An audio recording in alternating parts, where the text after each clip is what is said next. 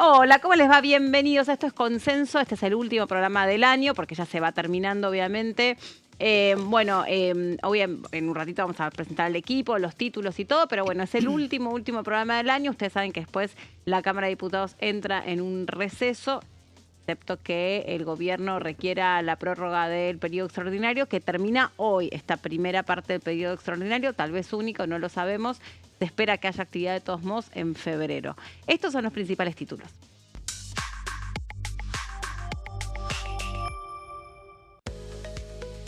Presupuesto 2026 y Ley de Inocencia Fiscal, las normas aprobadas en el Senado ya están en vigencia.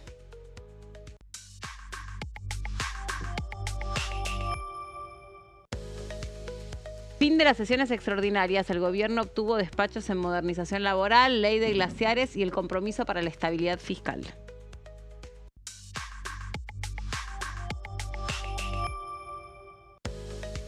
Modernización laboral y Código Penal llamarían a extraordinarias en febrero para poder avanzar con los dictámenes.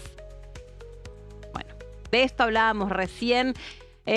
¿Cómo les va, chicas? Hola, Jessy. Hola, Mel, ¿cómo estás? Bien, ¿cómo va? Bien, acá último día de las sesiones extraordinarias que convocó el presidente Javier Milei, también además del último programa. Hoy cierra ese periodo con la expectativa de que en febrero se retome la actividad. ¿Cómo llegas vos al último día? Bien, pensando ya en las vacaciones. Y en lo que se viene para el resto del verano, ¿no? Sí, así es. Es un verano que también nos dejó un diciembre con mucha intensidad. Mary.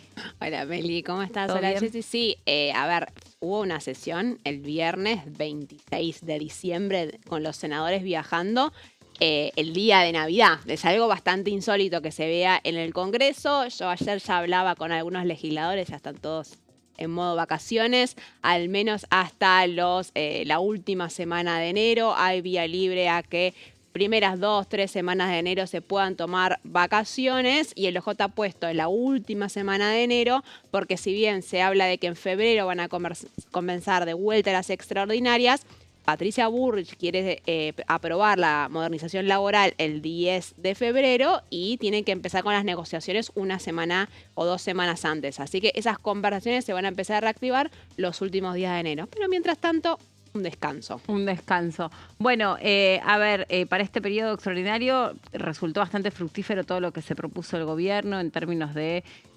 intenciones de lo que querían que quedase aprobado.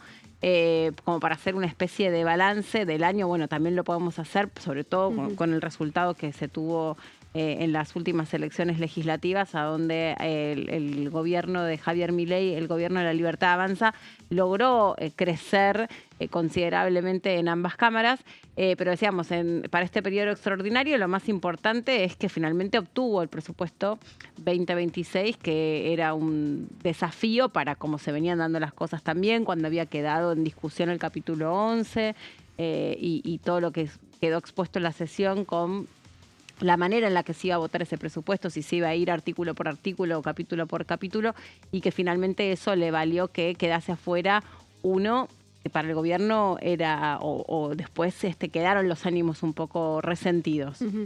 Sí, me parece que en términos de balance, ¿no? Este fue un año con muy pocas leyes sancionadas. Creo que durante el periodo ordinario más o menos 10 leyes se sancionaron, y de esas 10 leyes sancionadas, la mayoría fueron impulsadas por la oposición.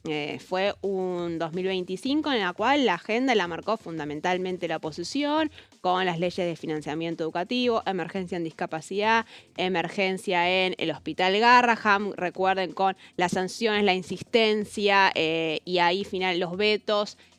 Pero que finalmente logró terminarlo con una victoria. Después de un año muy malo, el resultado electoral cambia un poco el escenario. Como vos decís, la Libertad Avanza duplica, convirtiéndose en la primera minoría, el bloque de la Libertad Avanza, y logra cerrarlo con un presupuesto que tal vez no era el presupuesto que hubiese querido originalmente, porque la Cámara de Diputados le volteó el capítulo 11, que incluía la derogación de, por ejemplo, la ley de financiamiento educativo, pero sí que logra sancionarlo el viernes, logra sancionarlo antes de que termine el año, logra sancionarlo sin más modificaciones y puede cerrar más o menos el año legislativo en cierta paz.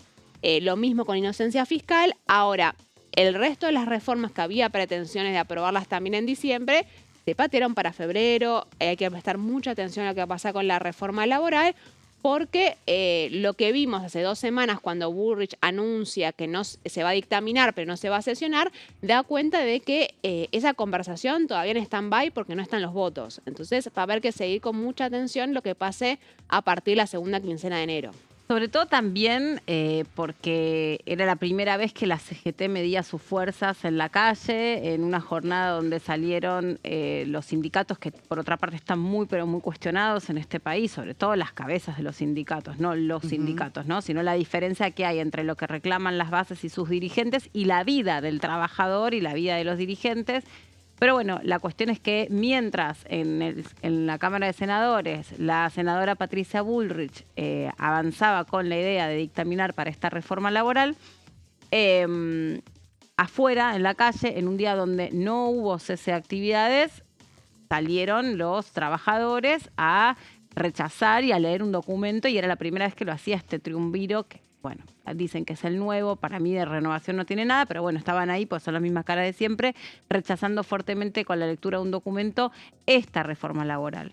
Y hay que ver después qué es lo que termina ganando, entre comillas. Sí, el texto tal cual fue diseñado, cuya principal cara defensora del proyecto es la senadora Patricia Bullrich, o si sobre el camino hay voluntad de negociar un poco. Sí, ese es el trabajo que va a tener por delante Patricia Bullrich, que de hecho, bueno, tenía pretensiones, como decía María, de aprobar en el Senado, darle mega sanción al proyecto del Poder Ejecutivo de modernización laboral, como lo denominaron, pero con todos los traspiés que tuvieron, sobre todo en la sesión de la Cámara de Diputados, donde se perdió el capítulo 11 y hubo ahí una amenaza de veto del presidente. O sea, fue en esas horas se terminó de definir, posesión de la Cámara de Diputados, que paso a paso. Claro. Que primero presupuesto, que fue una exigencia también de los gobernadores que dijeron: yo quiero primero mi presupuesto, quiero que se reglamente y después vemos todo lo demás. Porque el gobierno, si bien aumentó su bancada, digamos, en las 2 cámaras, sobre todo en el Senado, que era donde tenía 7 nada más antes, sigue necesitando de aliados para conseguir quórum, para aprobar las leyes. Entonces, bueno, fue una negociación y tuvo que frenar un poquito y, bueno, a pensarlo en distintas etapas. Sí, también, digamos, ya que estamos en el tono del balance, el primer año del gobierno, a donde pretendió la ley de bases, o lo que se conocía como la ley ómnibus, bueno, fue una ley también que era muy pretenciosa, muy amplia, muy grandilocuente, que incluía un montón de reformas y después un poco se chocó con lo que significa pasar del dicho al hecho, ¿no? Lo que significa tener un texto, una ley donde vos querés ir, digamos, por todo, y en el medio tenés la política, tenés la sociedad, tenés la gente, tenés la calle, tenés el clima en el que vos podés dar ese debate. Me parece que acá también creo que el gobierno, como en su segundo año, aprendió un poco más de todo lo que supone estar haciendo política también dentro del Congreso, más allá de que en su momento parecía que iban a lograr algunas cosas con mucha más fuerza. Después me parece que fue aprendiendo o fue dosificando esto de, bueno, algunas cosas es importante que salgan con volumen político, ¿no? Sí. Con consensos. Vamos a empezar a avanzar con algunos tapes que me dice nuestra productora Cintia, que ya tenemos preparados sobre, no sé, no escuché, pero sobre, no sé si voy con el primero.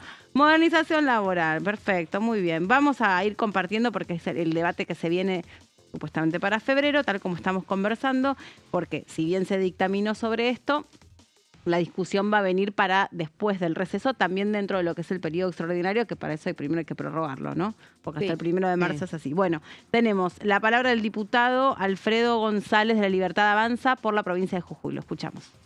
A ver, la modernización laboral creo que es central.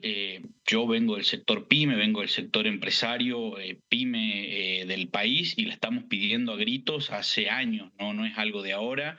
Las empresas, el gran contratador argentino es el sector pyme y tiene unas reglas de juego que la verdad que en los últimos años, pero ya hace años que viene siendo destructivo para poder contratar. Muchas veces se escucha decir que se van a quitar derechos y esas cosas, y la realidad es que más del 50% del empleo privado en Argentina está en negro. Entonces esa gente no tiene derecho a nada. Con la modernización laboral lo que se va a hacer es darle las herramientas, sobre todo a las pymes, que puedan volver a contratar, que vuelvan a generar trabajo genuino y que realmente se termine con la industria del juicio. Hoy lo que mata a las pymes, bueno, hemos visto cientos de casos los últimos días que se han hecho conocidos de juicios laborales que por decisiones de un juez o por cosas de la vida terminan fundiendo pymes que contratan a 40, 50 personas por un empleado que tuvo un juicio laboral donde un juez le falló con una actualización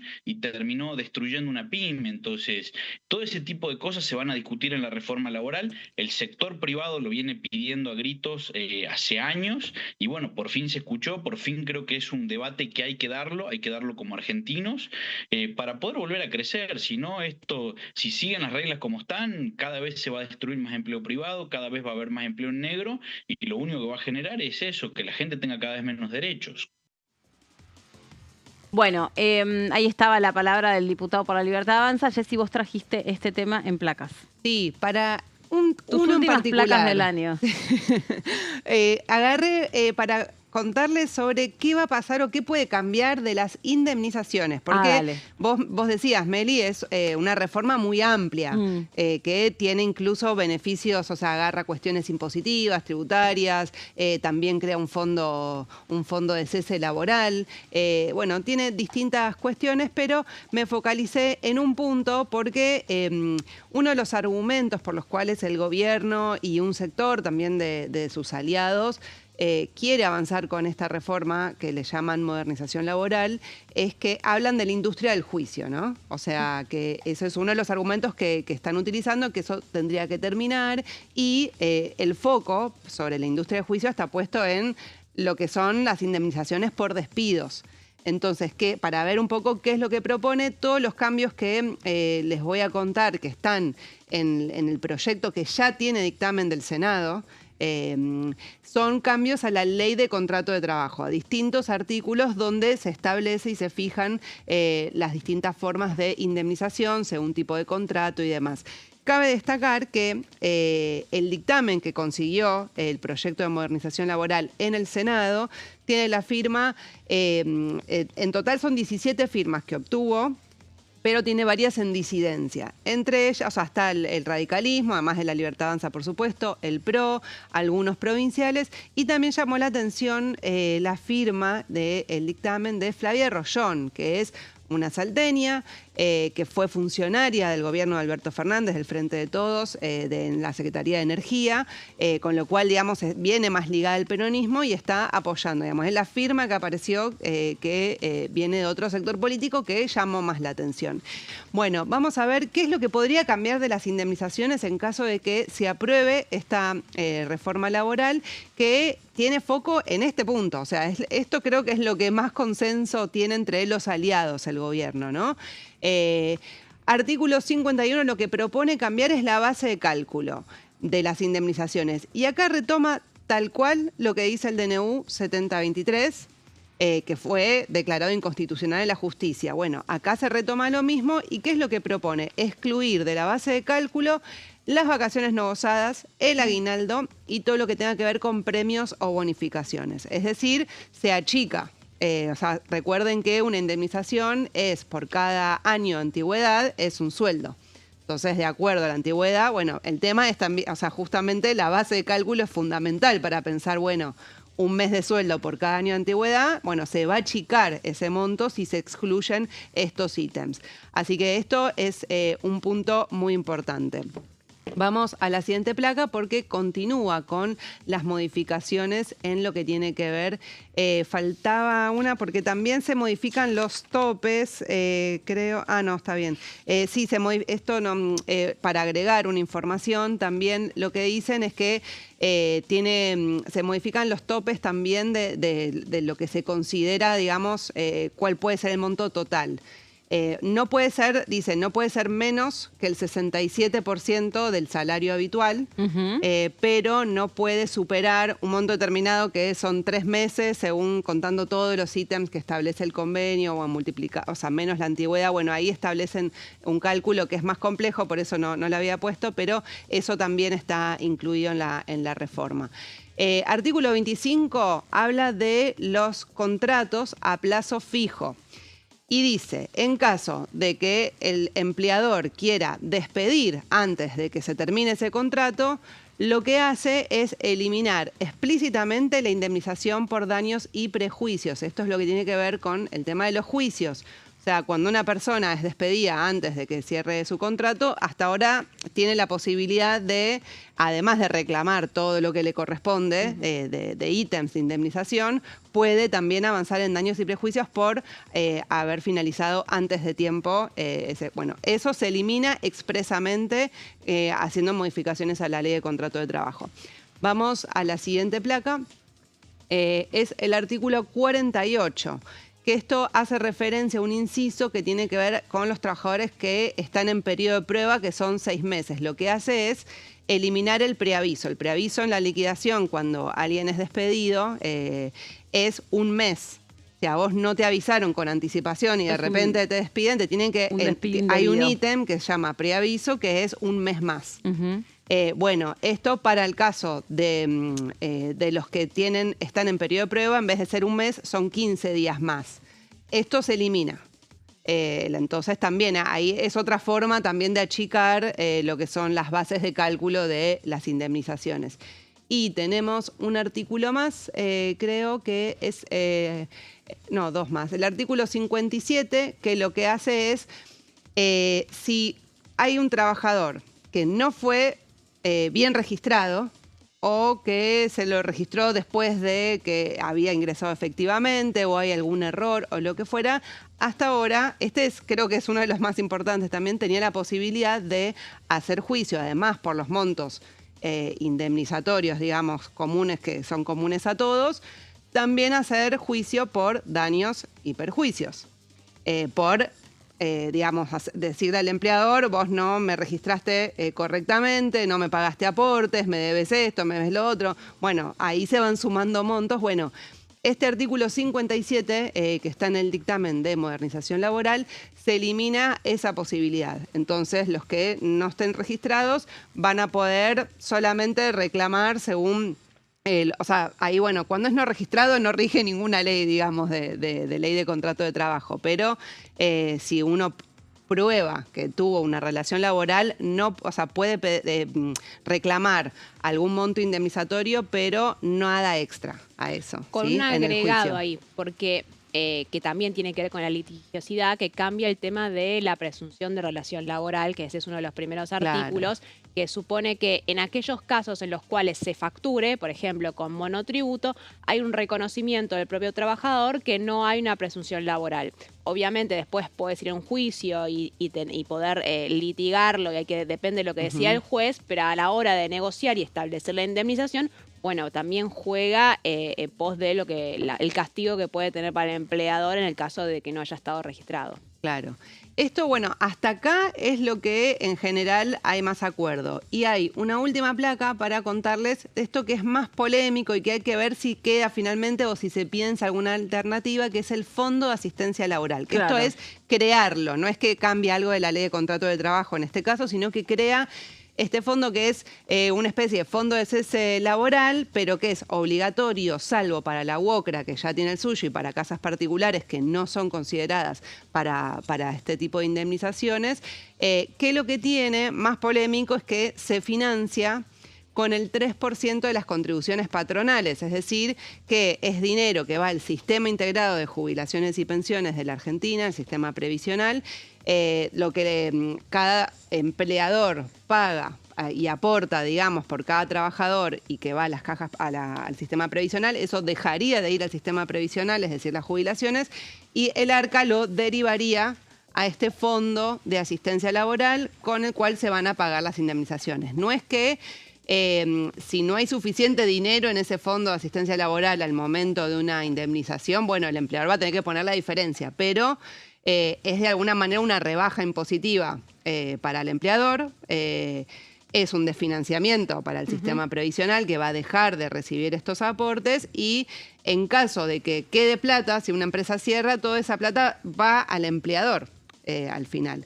Y en el medio se puede utilizar también, se puede valorizar, digamos, en el sentido de invertir, que de intereses, para que no pierda valor el dinero que está en este fondo. En esto hay que ver si finalmente queda tal cual está planteado en el dictamen. Genera un poco más de polémica, había un poco más de dudas, pero esto es lo que está por lo menos en el texto. Así que, bueno, un poco el capítulo, un repaso de los puntos que tienen que ver con lo que podría cambiar de las indemnizaciones en caso de que avance. Después, bueno, hay muchos otros puntos, María recién decía algunos, o sea, es muy amplio todo lo que cambia de la ley de contrato de trabajo, así que veremos, bueno, qué debate se da también, ¿no? Sí, porque también es, digamos, todas las reformas que hay que dar en una ley que tiene ya sus años, a donde la pandemia también adelantó un poco esa discusión. Recuerden ustedes que después o la salida de la pandemia también generó que se cuestionara un poco más fuertemente qué implicaba lo que pedían los empresarios, qué pedían los pymes y qué pedían las nuevas generaciones incorporándose a trabajos que son híbridos, que son a veces remotos, que son talentos de exportación, que son desde cualquier parte del mundo para cualquier parte del mundo. Entonces hay como muchas cuestiones que tienen que, me parece que rediscutirse, y que ya se hablaba de cantidad de horas versus objetivos, de cómo tenían que transformarse los espacios de trabajo para siempre después de lo que había dejado la pandemia, porque no estamos aceptados que pueda haber otra. De hecho, ya en Europa está circulando un virus muy fuerte de la gripe con otra vez sí. Restricciones y algunos sectores que se empezaron a cerrar un poquito. No es todavía ni para asustarse ni mucho menos, pero bueno, esto empieza a mostrarnos que cuando algo empieza a ocurrir en el mundo laboral en Europa, bueno, todo el resto del mundo, de alguna manera u otra, empieza a aprender de aquello. En su momento era esto de las tecnologías, de cómo las tecnologías venían a cambiar las formas de trabajo, la telemedicina, que por ahí empezó fuertemente en España y en otros países de Europa, luego se trasladó acá. O sea, hay muchas cosas que van a tener que rediscutirse porque ha cambiado para siempre la forma en la que interactuamos en nuestros ambientes laborales y lo que es requerido también en esos ambientes de cada una de las personas. Pero bueno, obviamente preocupa en qué términos van a salir algunos sectores muy fortalecidos y otros probablemente no tanto, y por ahí incluso una ley no alcanza a subsanar para lo que verdaderamente nació o se pensó, que es esto de la industria del juicio o de la informalidad del trabajo, que algunos sectores dicen con una ley solamente no alcanza, no viene a resolver o a subsanar la cuestión de fondo. Hacemos una pausa y en un ratito les contamos con qué seguimos, porque hay mucho más para este programa de repaso, el último del año. Ya venimos.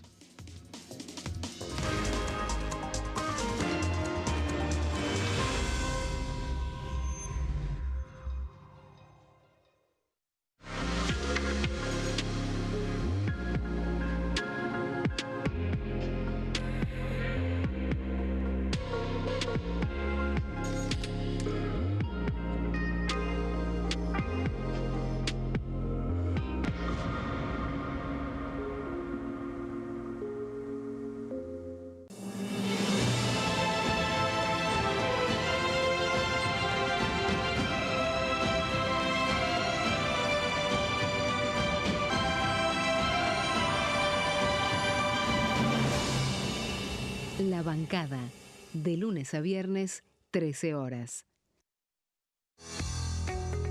¿Quiénes conforman el Congreso? El Congreso de la Nación está conformado por la Cámara de Diputados y la Cámara de Senadores. La Cámara de Diputados representa al pueblo de la Nación Argentina.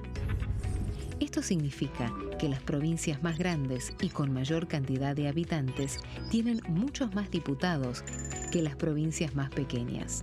La manera de establecer las cantidades es proporcional. Por ejemplo, la provincia de Buenos Aires cuenta con 70 diputados nacionales y la provincia de Tierra del Fuego con 5. La Cámara de Senadores representa a las provincias. Cada provincia envía 3 senadores al Congreso Nacional. El total de senadores es 72, dado que las provincias argentinas son 24. Este es el número fijo, estipulado por la Constitución Nacional. Cada 2 años, el Congreso Nacional renueva la mitad de sus diputados y 1/3 de sus senadores nacionales. El mandato de los senadores es de 6 años, mientras que el de los diputados es más breve, dura solamente 4 años. La Cámara de Diputados tiene 257 miembros. En el recinto, los diputados se agrupan en bloques y en interbloques que expresan partidos políticos o afinidad ideológica. Existen también los monobloques, integrados por un solo diputado. El bloque oficialista se dispone a la derecha del presidente de la Cámara, el bloque opositor mayoritario a la izquierda, y en el centro, los bloques con menos cantidad de integrantes. Son requisitos para ser diputado: tener al menos 25 años, 4 años de ciudadanía argentina, haber nacido en la provincia por la que se postula o haber residido en ella los 2 años precedentes.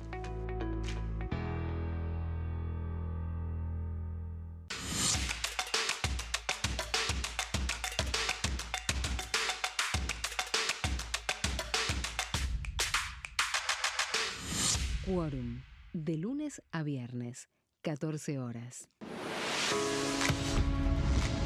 ¿Cómo funciona el Congreso? Cuando un proyecto de ley ingresa a la Cámara de Diputados, ya sea presentado por un legislador, enviado por el Poder Ejecutivo o producto de una iniciativa popular, se trata primero en el ámbito de las comisiones. Las comisiones son el espacio de análisis y debate sobre los proyectos conformadas por legisladores de distintos bloques. Hay 46 comisiones permanentes que son centrales en la discusión parlamentaria, como Presupuesto y Hacienda, Asuntos Constitucionales o Legislación General. Existen también 32 comisiones especiales que tratan temas específicos. En su mayoría son bicamerales, es decir, que están compuestas por diputados y senadores, como la bicameral de trámite legislativo, encargada de analizar los decretos del Poder Ejecutivo. Para que un proyecto sea tratado en el recinto, debe contar con el apoyo de la mayoría de los integrantes de las comisiones a las que haya sido girado. Al finalizar una reunión de comisión, se dictamina sobre la pertinencia de tratar el proyecto en el recinto. El dictamen puede plantear la aprobación del proyecto o su rechazo.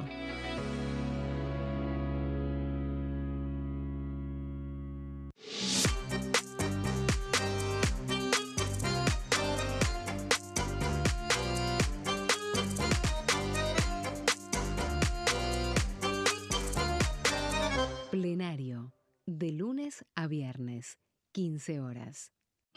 El sarampión es una enfermedad viral altamente contagiosa. Que no juegue con tu hijo.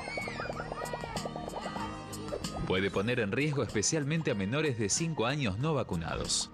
Ante la aparición de fiebre y manchas rojas en la piel, consulta de inmediato con un médico. La vacuna es la única forma de prevenirlo y es parte del calendario nacional de vacunación. Es segura, gratuita y está disponible en vacunatorios, centros de salud y hospitales públicos del país. Vos ya tenés esta vacuna. Dásela a tus hijos.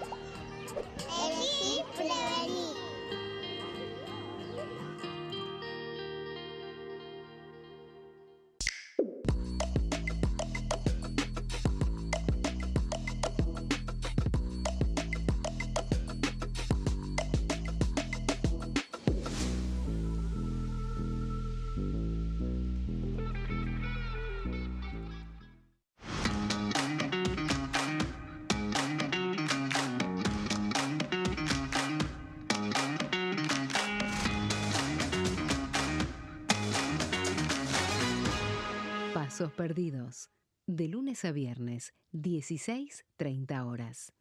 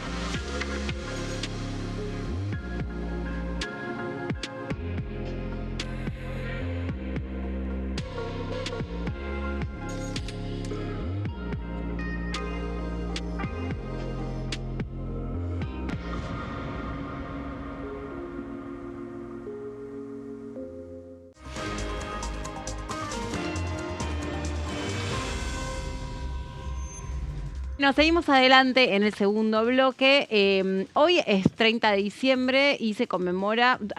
Yo cuando estábamos repasando distintas cuestiones, bueno, para mí 30 de diciembre está totalmente identificado con la tragedia de Cromañón, también, ¿no? Para recordar, son 21 años que se cumplen de la tragedia de Cromañón, tragedia que me tocó cubrir, me tocó estar, digamos, llegar prácticamente primera, así que es algo que recuerdo muchísimo, más allá de todos los desencadenantes políticos que también me tocaron cubrir, así que ya sabrán las canas que peino.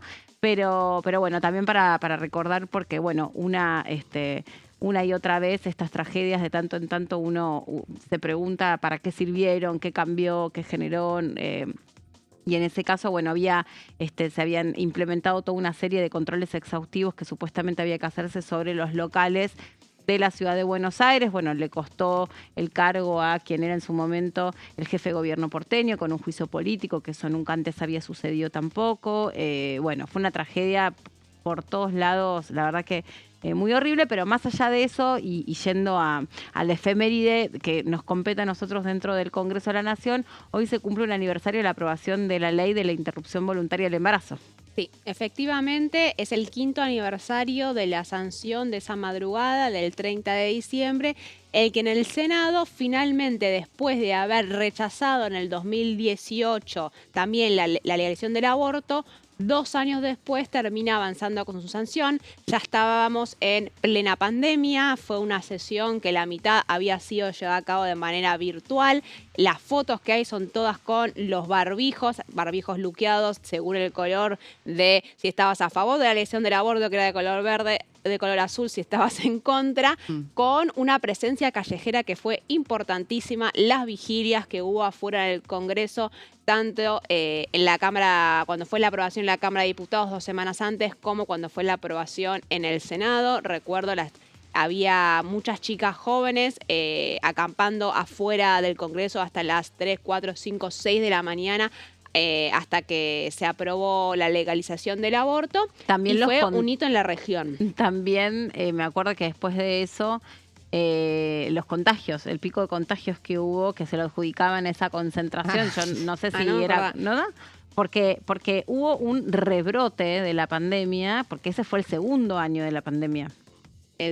Fue finales del 2020, así que sí, había terminado el primer año de pandemia, estaba arrancando el segundo. Y ahí fue, pero en realidad era coincidente con el periodo de verano, donde algunos países habían empezado a levantar sus restricciones y otros no, y se empezaron a cruzar otra vez y a reactivar las cepas, pero bueno, fue un verano muy covidoso.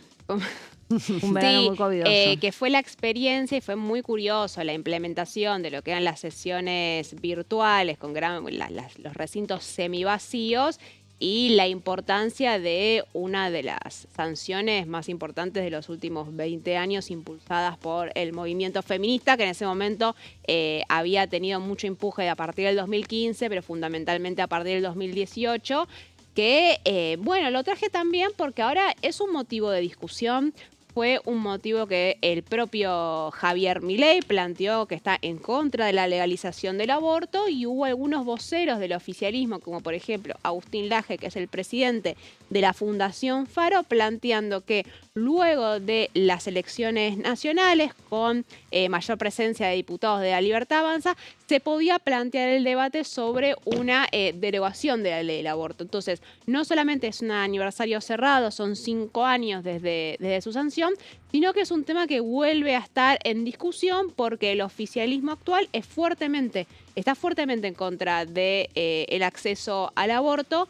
Ahora, yo en los últimos días hablé con diputados y diputadas de muchos bloques. Se hicieron poroteos después del resultado electoral y ya cuando se sabía cuál iba a ser la composición de las cámaras, y hay una conciencia tanto de los impulsores por la derogación como algunas de las que fueron las impulsoras de la sanción del aborto, que te dicen que no está el número, que más allá de la mayoría de La Libertad para cambiar Avanza, la ley, no está el número para derogar la ley, y hay también una conciencia de que tampoco está el clima social para cambiar la ley.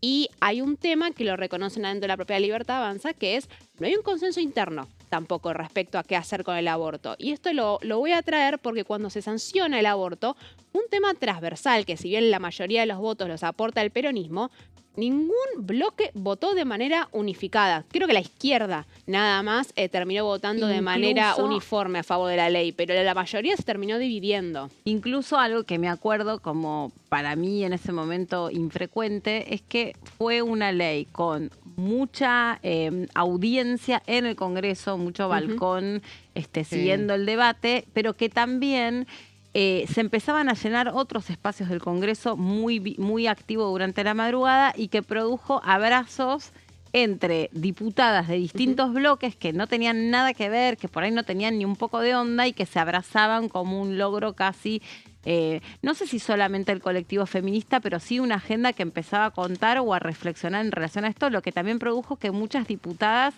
incluso conversando con sus propias hijas dentro de las familias, hubieran cambiado, hubieran entendido lo necesario de este voto. Mira, no te quiero robar tiempo porque tenés un montón de placas, pero hace recontra poco, hará cosa de un mes, justo hablando con una persona que la conocí por otra cuestión, una mujer que hoy debe tener, no sé, 60 años, por ejemplo, me dice, no, ¿vos supiste que mi mamá estuvo presa? No, le digo, ¿cómo que estuvo presa? ¿Pero por qué tu mamá? ¿A qué se dedica? No, mi mamá es obstetra. Y ahí me contó que en un determinado momento de su carrera la viene a ver una chica que se había quedado embarazada, una adolescente, que viene sola y que la adolescente le cuenta que ella quería abortar. Pide el consentimiento a los padres, porque en ese momento por la edad le tenía que pedir el consentimiento a los padres, le dan el consentimiento a la madre, porque lo hacen como escondidas del padre, para que el padre ni siquiera se enterase que ella está embarazada, no por otra cosa, no por el aborto, sino porque para que no la mate, pues está embarazada. Bueno, cuestión que termina asistiendo el aborto, la chica la pasa pésimo, porque nada, también todo lo que supone la ley, que no es solamente eso, sino que es la información, el acompañamiento, el seguimiento de todas las mujeres que te cuentan que han abortado y que todo lo que supone que vive el cuerpo, que muchas veces antes de que existiera la ley no te contaban. Entonces vivías todo eso sola, sin contarle a nadie, sin poder ir a una guardia, porque si ibas a una guardia tenías que decir que por qué estabas así. Bueno, cuento corto para no robarte más tiempo, se complica mucho el cuadro de la chica y la chica se muere. Y ella termina presa en estas circunstancias. Después, bueno, se aclara que había sido un acompañamiento, digamos, lo que a ella le competía estaba bien hecho, le había hecho lo que había acordado la madre, había firmado todo, pero bueno, cuando el padre se entera que por qué se muere, se arma toda la cuestión y termina presa esta mujer, una carrera, o sea, termina presa como una presa común, en un pabellón común. Bueno, la pasó pésimo, se imaginan, no sé si estuvo 1 año, 2 años, una mujer aparte ya de edad, con una carrera y todo, y bueno, y cuando me lo contó, y vos decís, che, estos casos existían, esto pasaba en serio, no eran relatos solamente de las chicas que la pasaban un poco mal. Bueno, creo que todo esto es lo que también te hay que contar respecto de esta ley. Y fundamentalmente también el dato de la muerte de la chica, que el principal argumento que hubo, yo tengo el recuerdo de mucho la discusión que hubo adentro del peronismo, pero también adentro del radicalismo, de muchas diputadas que le hablaban con otros diputados de su mismo espacio, decían, acá lo que se busca es evitar las muertes, los abortos se van a llevar a cabo igual, lo que se busca es evitar la clandestinidad y hacerlo de la manera más segura posible. Exacto, no va a haber más Exacto. Tampoco va a haber menos. Exacto. Yo igual ahí te voy a después sumar al final porque por producto de algo que vos decís que fue el inicio en el debate en el 2018, que es cuando se empieza a plantear el tema en la agenda pública, que casi no se podía decir la palabra aborto, era un tema que estaba bastante resguardado.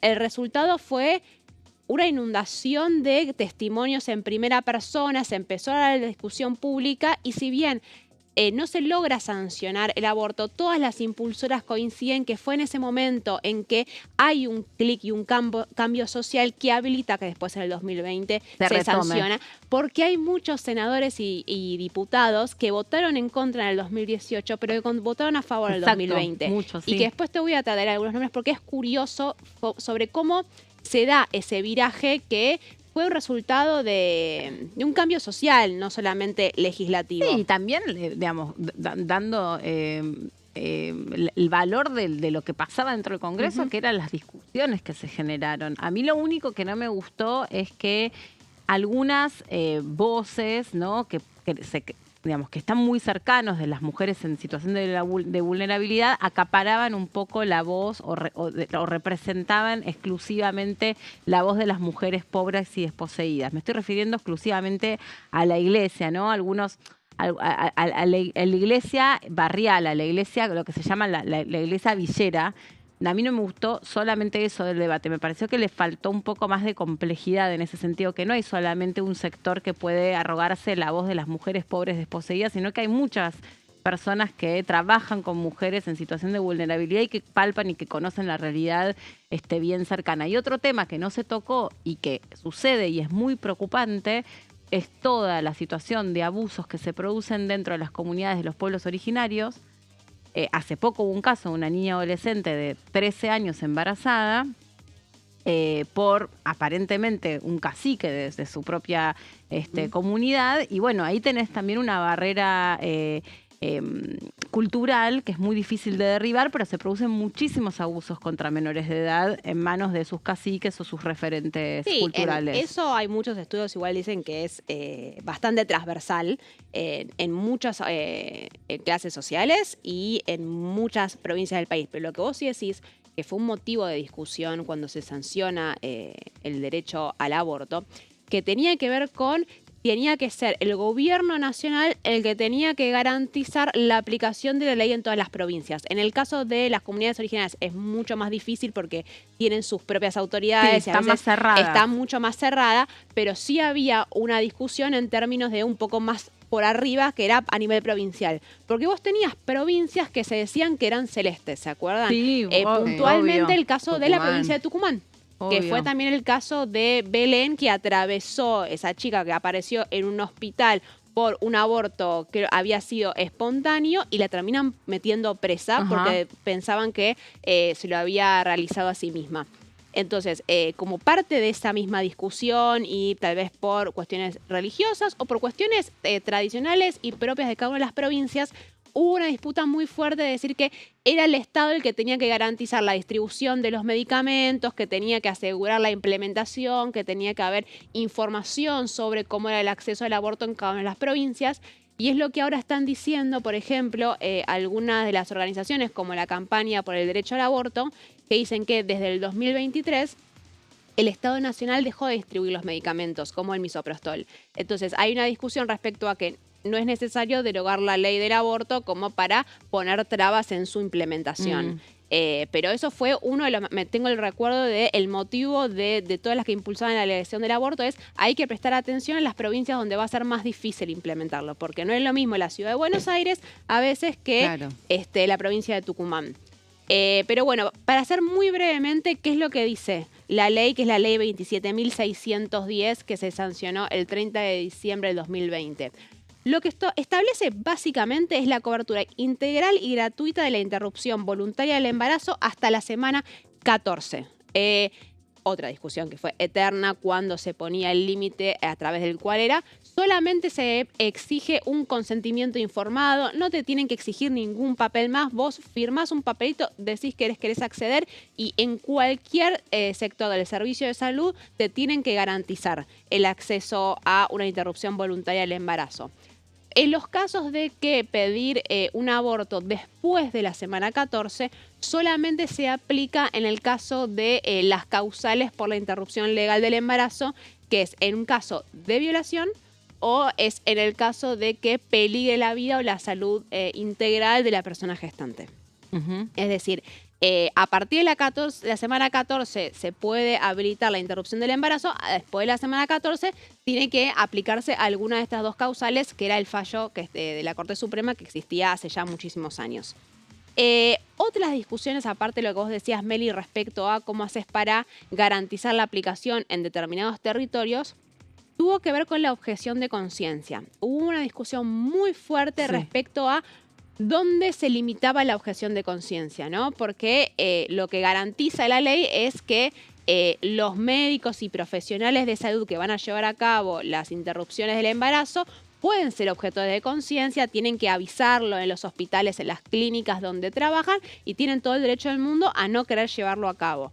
Ahora, por sus propias convicciones. Por sus propias convicciones personales, religiosas, ideológicas. Sin justificarlo. Porque no tienen ganas. Exacto. Ahora, la discusión era si las instituciones podrían ser objetores de conciencia. Claro, sí, porque en el fondo... El Mater Dei, para decir, o un hospital que vos sabés que es hospital religioso. Ah, bueno, claro. ¿Entendés? Un hospital que sabés que es de integrante con vínculos con la Iglesia Católica, que está firmemente en contra del aborto, reclamaban la posibilidad de negarse a aplicarlo porque iba en contra de sus propios principios. Fue una discusión muy fuerte y finalmente lo que se establece es que no. La objeción de conciencia es personal, pero no puede ser de las instituciones. Y sobre todo porque también muchas veces hay médicos profesionales que trabajan en esas instituciones, pero por ahí no comulgan con esa ideología estrictamente, sino que están cumpliendo horas de un trabajo, pero además, porque muchas veces hay mujeres que no tienen tiempo para perder frente a esa urgencia de que son instituciones de salud, o sea, y estamos hablando de una cuestión también que, o sea, que en todos tienen que estar garantizados, o sea, puede haber objetores de conciencia, pero en todos tiene que estar garantizado el derecho. Que haya alguna persona que pueda realizar esa intervención si es necesario. O que venga a hacerlo, no sé, también. Sí, la ley es larguísima, pero establece protocolos muy claros que ante un caso de objeción de conciencia rápidamente tiene que derivarlo a otra personal de médico, médica u obstetra que sí pueda llevar a cabo la intervención. Incluso para que no interceda en la decisión de esa persona, porque también esto se produjo muchas veces, que iban las mujeres y decir, bueno, yo quiero abortarme, y cuando el profesional estaba en contra por su idiosincrasia, por sus creencias, por su fe, por su moral, por lo que fuere de esa decisión, empezaban como a procurar convencerla para que revierta la decisión. Y a veces se daba frente a mujeres que estaban en una confusión total, porque por madurez o por lo que estaban viviendo o por esto de que había una cuestión de secretismo familiar que te resulta mucho más difícil tomar con autonomía una decisión. Sí, y pienso en eso. Vos decís, es una decisión que tiene que tomarse con cierta velocidad, porque más teniendo en cuenta que hasta la semana 14 que sería legal. Lo que establece es que el sistema de salud debe garantizar el acceso hasta 10 días después de su requerimiento. Vos ibas a un hospital, en este caso no tenían un profesional de salud que pudiera llevarlo a cabo, tienen 10 días para garantizarte una respuesta y una intervención, o si es medicamentoso a través del acceso a misoprostol. Y otra aclaración que sostiene la ley es que no se puede alegar objeción de conciencia para la atención post-aborto.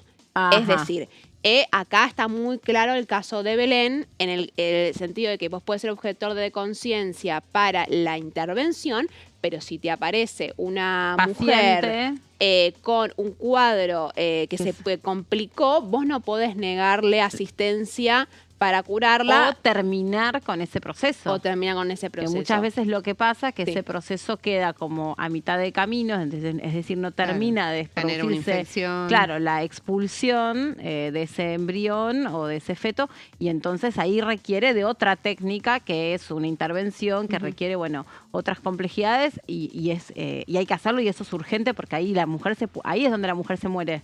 En ese momento justamente. Sí. Y después, para cerrar, un breve panorama de cómo fue la sanción. La sanción en el Senado salió con 38 votos a favor, 29 en contra y una abstención. En el 2020, En el 2018 había salido con 38 en contra y 31 a favor. Se dio vuelta muy claramente. Donde hubo 38 en contra en el 2018, hubo 38 a favor en el 2020. Y para entender cómo fue esto de la imagen que mencionaban sobre de todos los espacios políticos, el abrazo entre una diputada del PRO, del peronismo, de la izquierda, del radicalismo, fue una multipartidaria que no correspondió a solamente un sector político, sino que fue bastante, fue integral entre todos. Transversal, gracias.